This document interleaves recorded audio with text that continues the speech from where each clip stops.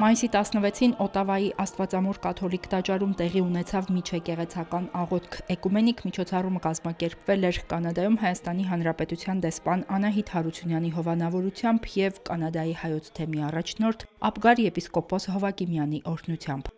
Եկեղեցում կատարվեց բարեխոսական կարգ, նվիրված 1915-ից 1923 թվականներին տեղի ունեցած հայոց ցեղասպանության սուրբ նահատակների հիշատակին։ Արարողությանը ներկա գտնվեց շուրջ 200 հյուր, Կանադայում հավատարմագրված ավելի քան 30 երկրի դեսպան, դիվանագիտական կորպուսի այլ ներկայացուցիչներ, Քվեբեկում Հայաստանի Հանրապետության պատվոհիպատոսը, կաթոլիկ, եթովպիական ուղղափառ, ղպտի ուղղափառ, ասորական կաթոլիկ, ռումինական ուղղափառ և հնդիկ ուղղափառ եկեղեցիների ներկայացուցիչներ, հայ եկեղեցու հոգևոր հայրեր, ինչպես նաև բազմաթիվ հավատավորներ։ Հոգևոր համայնքների պետերին, դիվանագետներին, բարձրաստիճան պաշտոնյաներին և հյուրերին ողջունեց Կանադայում կաթոլիկ եկեղեցու Օտավա Քորնուոլի թեմի առաջնորդ Մարսել արքեպիսկոպոս Դամփուսը։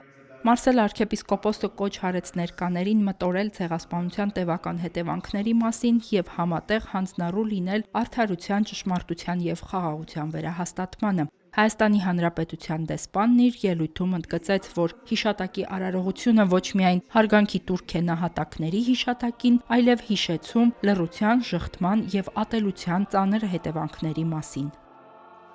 Հերմինե Հակոբյան, Եկեղեցական կյանք։